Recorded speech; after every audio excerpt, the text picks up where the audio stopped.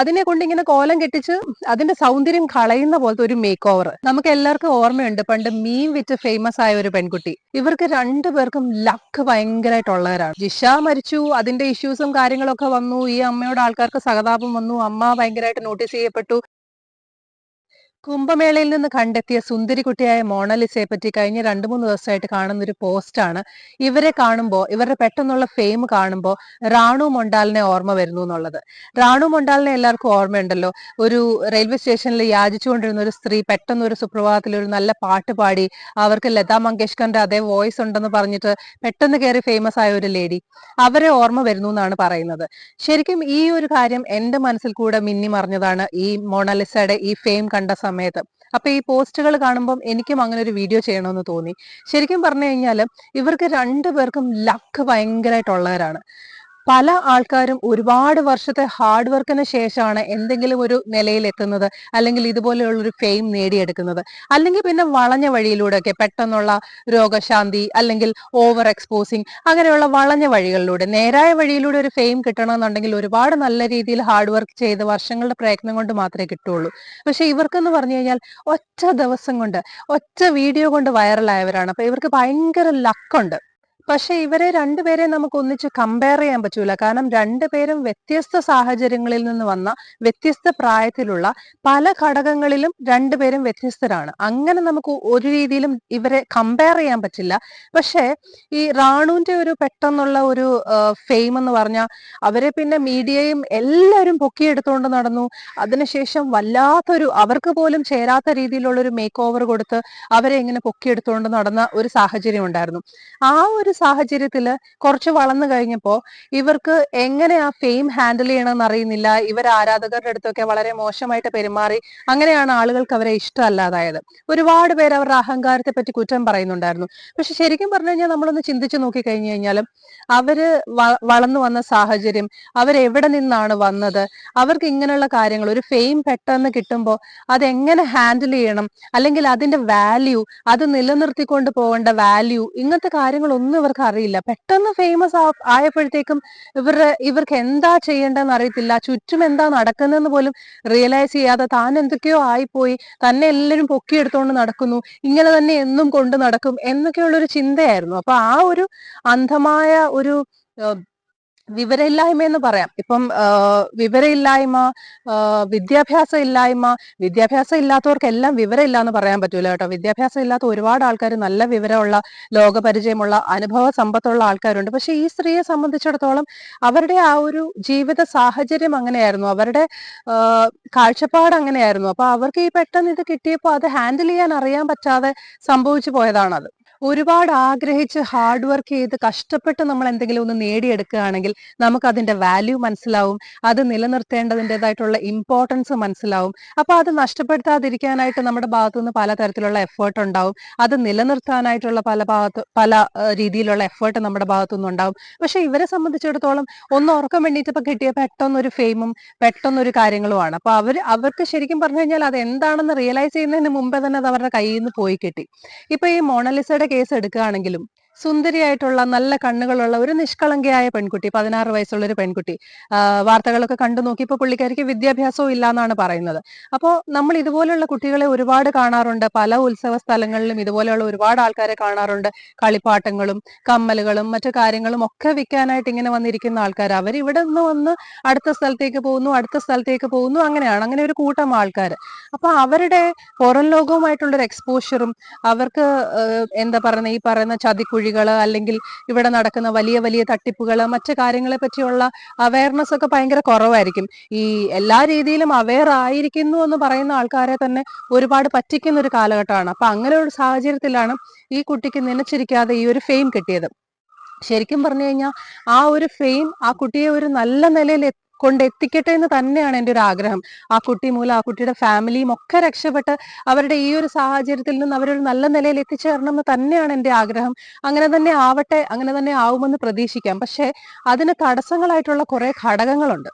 പെട്ടെന്ന് കിട്ടിയ ഈ ഒരു ഫെയിമിൽ ഒരുപാട് ആളുകൾ പല കാര്യങ്ങൾക്ക് അവരെ അപ്രോച്ച് ചെയ്യും. ഇപ്പൊ ബോച്ചെ ആ കുട്ടിയെ നാട്ടിൽ കൊണ്ടുവന്നു, ഉദ്ഘാടനത്തിന് കൊണ്ടുവന്നു. അപ്പൊ ഇതുപോലെയുള്ള പല കാര്യങ്ങൾക്കും പല ആളുകളും അപ്രോച്ച് ചെയ്യും. അപ്പൊ 16 വയസ്സുള്ള ഒരു കുട്ടി എന്ന നിലയിൽ അതിന് തന്നെ ഇതെല്ലാം ഹാൻഡിൽ ചെയ്യാൻ പറ്റിയെന്ന് വരത്തില്ല. അപ്പൊ അതിനെ എന്താ ചെയ്യുക? അതിന്റെ പേരൻസോ അതിന്റെ സഹോദരങ്ങളോ അങ്ങനെ ആരെങ്കിലും ഒക്കെ ആയിരിക്കും ഇതിന്റെ കാര്യങ്ങൾക്കൊക്കെ സപ്പോർട്ട് ചെയ്യുന്നതും ഹെൽപ്പ് ചെയ്യുന്നതും. അവരുമായിട്ടൊക്കെ ആയിരിക്കും കൂടുതലും ഡീൽ ഉറപ്പിക്കാൻ വേണ്ടി കമ്മ്യൂണിക്കേറ്റ് ചെയ്യുന്നതും ഒക്കെ. അപ്പൊ അവരും വിദ്യാഭ്യാസമൊക്കെ കുറവുള്ള ഈ സാഹചര്യത്തിൽ നിന്നുള്ള ആളുകളാണ്. അപ്പൊ അവർക്ക് ഒരു എക്സിക്യൂട്ടീവ് ലെവലിലുള്ള ആളുകളൊക്കെ വന്ന് സംസാരിക്കുമ്പോൾ ഇവരൊക്കെ ഏതോ വലിയ ആൾക്കാരാണെന്നുള്ള ചിന്തയിൽ ഇങ്ങനെയൊക്കെ നിന്നിട്ടായിരിക്കും, ഇങ്ങനെയൊക്കെയുള്ള ഒരു മനോഭാവത്തോടു കൂടി ആയിരിക്കും ആദ്യമൊക്കെ അവരോട് സംസാരിക്കുന്നത്. അപ്പം അങ്ങനെയുള്ള ഒരു സാഹചര്യത്തിൽ പല കാര്യങ്ങളിൽ ഒപ്പുവെപ്പിക്കുന്നതാണെങ്കിലും പല കാര്യത്തിലേക്ക് ലീഡ് ചെയ്യുന്നതാണെങ്കിലും ഒക്കെ ഇവരെ മിസ്ലീഡ് ചെയ്ത് കൊണ്ടുപോകാനായിട്ട് പറ്റും. എല്ലാ കാര്യങ്ങളും ചിന്തിച്ച് വളരെ ആലോചിച്ച് അല്ലെങ്കിൽ പലരുടെ ഉപദേശം തേടിയൊന്നും എടുക്കാനുള്ള ഒരു ഇതൊന്നും അവർക്ക് കാണത്തില്ല. അപ്പൊ അങ്ങനെയുള്ള സമയത്ത് ഇവരെ പല രീതിയിലും മിസ്ലീഡ് ചെയ്ത് പല കാര്യങ്ങളിലും ഒപ്പുവെച്ച് ഈ കുട്ടിയെ പല രീതിയിലും മിസ്ലീഡ് ചെയ്യാനുള്ള സാധ്യതയുണ്ട്. അതുപോലെ തന്നെ ഇവരുടെ അറിവില്ലായ്മ മാത്രമല്ല, പെട്ടെന്ന് കിട്ടുന്ന ഈ ഒരു പൈസ ഒക്കെ കാണുമ്പോഴത്തേക്കും കണ്ണ് മഞ്ഞളിച്ചിട്ട് ഇനിയും കിട്ടണം, ഇത് കിട്ടാൻ വേണ്ടി എന്തും ചെയ്യും എന്നുള്ളൊരു രീതിയിലത്തെ തിങ്കിങ്ങും ഇവർക്ക് വരാം. അപ്പൊ അങ്ങനെയുള്ള ഒരു സാഹചര്യത്തിലും ഈ കുട്ടി മിസ്യൂസ് ചെയ്യപ്പെടാം. പക്ഷെ ഇതൊന്നും ചിലപ്പോൾ ഈ കുട്ടി അറിയുന്നുണ്ടാവില്ല. ഈ കുട്ടി ആ ഒഴുക്കിനൊപ്പം അതിന്റെ എന്താ പറയുക, അതിന്റെ അവരോടൊപ്പം അതിന്റെ ഇതിലേക്ക് നീന്തി പോകേണ്ട ഒരു സാഹചര്യത്തിലേക്ക് എത്തിപ്പെട്ടേക്കാം. ശരിക്കും പറഞ്ഞു കഴിഞ്ഞാൽ ഒരുപാട് കുഞ്ഞുങ്ങൾ നമ്മുടെ നാട്ടിൽ നിന്നൊക്കെ ആണെങ്കിലും പഠിക്കാനായിട്ട് വെളിയിൽ പോകുന്നു. വളരെ ഗ്രാമീണ രീതിയിൽ ജീവിച്ച കുട്ടികളൊക്കെ, ഒന്നും അറിയാത്ത നിഷ്കളങ്കരായിട്ടുള്ള കുട്ടികളൊക്കെ വെളിയിലൊക്കെ പോയി പഠിക്കാൻ പോയി കഴിയുമ്പോഴത്തേനും പെട്ടെന്ന് അവരുടെ ഔട്ട്ലുക്ക് മാറുന്നു, അവരുടെ സ്വപ്നങ്ങൾ മാറുന്നു, അവരുടെ ഡ്രസ്സിങ് സ്റ്റൈൽ മാറുന്നു, അവരുടെ കാഴ്ചപ്പാട് മാറുന്നു.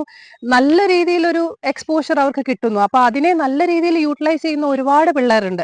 അത് ഏറ്റവും ആ കിട്ടിയ ഓപ്പർച്യൂണിറ്റിയെ നല്ല രീതിയിൽ യൂട്ടിലൈസ് ചെയ്ത് നല്ല നിലയിൽ എത്തിച്ചേരുന്ന കുട്ടികളും ഉണ്ട്. എന്നാൽ പെട്ടെന്ന് ഇതെല്ലാം കൂടെ കാണുമ്പോഴത്തേക്ക് കണ്ണ് മഞ്ഞളിച്ച് അവിടെ പോയി കഞ്ചാവ് അടിച്ച് തോന്നിവാസം എല്ലാം കാണിച്ച് നാശത്തിലേക്ക് പോകുന്ന കുട്ടികളും ഉണ്ട്. അപ്പം ഈ കുട്ടിയുടെ കാര്യത്തിലാണെന്ന് പറഞ്ഞാൽ ഇപ്പൊ ഇതുപോലെ ഒരു ഫെയിമും കാര്യങ്ങളും ഒക്കെ കിട്ടുന്ന സമയത്ത് ആ കുട്ടി അതിനെ ഏത് രീതിയിലാണ് എടുക്കുന്നതെന്ന് പറയാൻ പറ്റില്ല.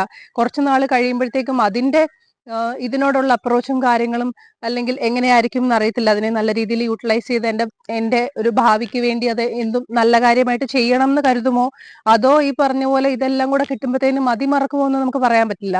ഒന്നത്. ഇനി അതല്ലെന്നുണ്ടെങ്കിലും ഈ കൂടെ നിൽക്കുന്നവർ ഏതൊക്കെ രീതിയിലാണ് ഈ കുട്ടിയെ ചതിക്കുന്നത്, ഈ കുട്ടിയെ ചതിക്കുഴിയിലേക്ക് ചാടിക്കുന്നതെന്ന് പറയാൻ പറ്റൂല. അതിപ്പം അറിഞ്ഞിട്ടായിരിക്കാം, ചിലപ്പം അറിയാതെ ചതിക്കുഴിയിലേക്ക് ചെന്ന് എത്തപ്പെടുന്നതായിരിക്കാം. അപ്പൊ ഏതൊരു സാഹചര്യത്തിലാണേലും ഈ ഒരു കുട്ടിക്ക് എന്താ പറയുന്ന അങ്ങനെയുള്ള ഒരു ചതിക്കുഴിയിലേക്ക് എത്തിപ്പെടാനുള്ള സാധ്യതകൾ വളരെ കൂടുതലാണ്. അതിന്റെ ചുറ്റിനും നിൽക്കുന്ന ആൾക്കാരെ സംബന്ധിച്ചാണെങ്കിലും അതിന്റെ വിദ്യാഭ്യാസ യോഗ്യത, അതിന്റെ വിവരം ഒക്കെ വെച്ചിട്ട് അങ്ങനെ ആവാനുള്ള ഒരു സാധ്യതയുണ്ട്. പക്ഷെ അതൊക്കെ എല്ലാം മറികടന്ന് ആ കുട്ടിക്ക് നല്ലൊരു രീതിയിലേക്ക് വരാൻ സാധിക്കുകയാണെങ്കിൽ തീർച്ചയായിട്ടും അതൊരു വലിയ കാര്യം തന്നെയാണ്. കാരണം അത്രയും നിഷ്കളങ്കയായിട്ടുള്ള ഒരു കുട്ടിയായിട്ടാണ് എനിക്കതിനെ ഫീൽ ചെയ്തത്. ഇപ്പൊ തന്നെ ബോച്ചയുടെ ആ ഒരു പ്രോഗ്രാം ശരിക്കും ഒരുപാട് സന്തോഷം നൽകുന്ന ഒരു കാര്യമാണ്. കൊണ്ടുവന്നു, അത്രയും പൈസയൊക്കെ കൊടുത്തു. പക്ഷെ അതിനെ ഒരു കോലം കെട്ടിച്ച പോലെയാണ് എനിക്ക് തോന്നുന്നത്. അതിനെ കൊണ്ടുവന്നിട്ട് അതിന്റെ സൗന്ദര്യം കളയുന്ന പോലത്തെ ഒരു മേക്ക് ഓവർ, അതിന് ചേരാത്ത ഒരു ഡ്രസ്സ്, പിന്നെന്ന് പറഞ്ഞു കഴിഞ്ഞാൽ ആ ഡ്രസ്സിൽ അതൊട്ടും കംഫർട്ടബിൾ അല്ലായിരുന്നു. എനിക്ക് തോന്നുന്നു ഇച്ചിരി ആ വയറിന്റെ ഭാഗം എക്സ്പോസ് ചെയ്തത് അതിനൊട്ടും കംഫർട്ടബിൾ അല്ലായിരുന്നു. അതിന്റെ ഫസ്റ്റ് എക്സ്പീരിയൻസ് ആയതുകൊണ്ടായിരിക്കാം. അപ്പൊ ആ കുട്ടി എപ്പോഴും ആ ഷോൾ ഇങ്ങനെ വലിച്ചിട്ട് വളരെ അൺകംഫർട്ടബിൾ ആയിട്ട് നിൽക്കുന്നത് കണ്ടു. അപ്പൊ അങ്ങനെ അതിനെ കൊണ്ട് ഇങ്ങനെ കോലം കെട്ടിച്ച് ഇത് വലിയൊരു വൃത്തികെട്ട രീതിയിലുള്ള വസ്ത്രധാരണമൊന്നും അല്ലായിരുന്നു. പക്ഷെ ആ കുട്ടി അതിൽ കംഫർട്ടബിൾ അല്ലായിരുന്നു എന്ന് നമുക്ക് നോക്കുമ്പോൾ തോന്നും. അതുപോലെ തന്നെ അതിന് ചേരാത്തൊരു മേക്ക് ഓവർ. അപ്പം ആരൊക്കെയോ എന്തൊക്കെയോ ചെയ്യുന്നു, അതിന്റെയൊക്കെ കൂടെ ഇങ്ങനെ ആടുന്നു എന്നുള്ളൊരു സാഹചര്യത്തിലേക്ക് പോവുകയാണെങ്കിൽ അതിനെ യൂട്ടിലൈസ് ചെയ്യാനും മിസ്യൂസ് ചെയ്യാനും ഒരുപാട് ആളുകളുണ്ടാവും. നമുക്ക് എല്ലാവർക്കും ഓർമ്മയുണ്ട്, പണ്ട് മീൻ വിറ്റ് ഫേമസ് ആയ ഒരു പെൺകുട്ടി ഹനാൻ. അന്ന് മുഖ്യമന്ത്രി പോലും തന്റെ സ്വന്തം മോളെ പോലെ എന്നുള്ള രീതിയിൽ പ്രൊജക്ട് ചെയ്ത് കാണിച്ചൊരു കുട്ടിയാണ്. ആളുകളെല്ലാം ഈ പറഞ്ഞ പോലെ വലിയ രീതിയിൽ പൊക്കിക്കൊണ്ട് നടന്ന ഒരു കൊച്ചാണ്. ഇപ്പൊ അതിന്റെ അവസ്ഥ എന്താണ്? ഇപ്പോ അതിനെ ഹെയ്റ്റ് ചെയ്യുന്നവരാണ് കൂടുതലും, അല്ലെ? എന്തൊക്കെ കാരണങ്ങൾ കൊണ്ടാണെങ്കിലും അതിനെ ഹെയ്റ്റ് ചെയ്യുന്നവരാണ് കൂടുതൽ. അപ്പോൾ ഈ കിട്ടുന്ന ഏതൊക്കെ തരത്തിലുള്ള ഒരു ഓപ്പർച്യൂണിറ്റി ആണെങ്കിലും അല്ലെങ്കിൽ ഫെയിം ആണെങ്കിലും അതിനെ ഏത് തരത്തിൽ യൂട്ടിലൈസ് ചെയ്യുന്നു എന്നനുസരിച്ചിരിക്കും അവരുടെ മുന്നോട്ടുള്ള ഭാവി. ഇപ്പോൾ ജിഷയുടെ അമ്മയ്ക്ക് ഫെയിം കിട്ടി എന്ന് പറയാൻ പറ്റില്ല. ഐ മീൻ നല്ല രീതിയിൽ ഒരു ഫെയിം കിട്ടി എന്നുള്ള ഉദ്ദേശത്തിലല്ല ഞാൻ പറയുന്നത്. ജിഷ മരിച്ചു, അതിന്റെ ഇഷ്യൂസും കാര്യങ്ങളൊക്കെ വന്നു, ഈ അമ്മയോട് ആൾക്കാർക്ക് സഹതാപം വന്നു, അമ്മ ഭയങ്കരമായിട്ട് നോട്ടീസ് ചെയ്യപ്പെട്ടു, അമ്മയ്ക്ക് ഒരുപാട് സഹായങ്ങളും കാര്യങ്ങളും ഒക്കെ കിട്ടി. പിന്നെ ആ അമ്മ ഏത് രീതിയിലേക്കാണ് പോയത്, പിന്നെ അതിന്റെ ഇപ്പോഴത്തെ ഒരു അവസ്ഥ ഒക്കെ നമ്മൾ കാണുന്നതാണ്. അപ്പൊ ഇങ്ങനെയുള്ളൊരു സാഹചര്യത്തിൽ നിന്നൊക്കെ വരുന്ന ആളുകൾക്ക് കിട്ടുന്ന ആ ഒരു ഓപ്പർച്യൂണിറ്റി ഏതൊക്കെ തരത്തിലാണ് ഇവർ യൂസ് ചെയ്യുന്നതെന്നനുസരിച്ചിരിക്കും, അല്ലെങ്കിൽ ഇവരുടെ കൂടെയുള്ള ആൾക്കാർ അവരെ ഏതെങ്കിലും തരത്തിൽ മിസ്ലീഡ് ചെയ്തോ ഇല്ലയോ എന്നതിനെയൊക്കെ ആശ്രയിച്ചിരിക്കും ഇവരുടെ മുന്നോട്ടുള്ള ലൈഫും കാര്യങ്ങളും ഒക്കെ. ഒരുപാട് പാവപ്പെട്ട വീട്ടിലെ താഴേക്കടയിൽ നിന്നുള്ള ഒത്തിരി ആളുകൾ ഹാർഡ് വർക്ക് ചെയ്ത് വലിയ വലിയ നിലയിൽ എത്തിച്ചേർന്ന കാര്യങ്ങൾ നമുക്കറിയാം. അതിനുള്ള ഒരുപാട് ഉദാഹരണങ്ങൾ നമുക്ക് മുമ്പിൽ തന്നെ ഉണ്ട്. അപ്പൊ അങ്ങനെ ഒരു സാഹചര്യത്തിൽ ഈ കുട്ടിക്ക് കിട്ടിയിരിക്കുന്ന ഈ ഒരു ഓപ്പർച്യൂണിറ്റി, ഈ ഒരു ഫെയിം കാര്യങ്ങളൊക്കെ അതിന് നല്ല രീതിയിൽ യൂട്ടിലൈസ് ചെയ്യാൻ സാധിക്കട്ടെ. കഴുകന്മാരുടെ കയ്യിലൊന്നും പെടാതെ, അഹങ്കരിച്ച് അധപ്പതിച്ചു പോകാതെ, ഇതൊക്കെ നല്ല രീതിയിൽ യൂട്ടിലൈസ് ചെയ്ത് ഏറ്റവും നല്ലൊരു രീതിയിൽ നല്ലൊരു നിലയിൽ ആ കുട്ടി എത്തട്ടെ എന്ന് ആത്മാർത്ഥമായിട്ട് ആഗ്രഹിക്കുന്നു.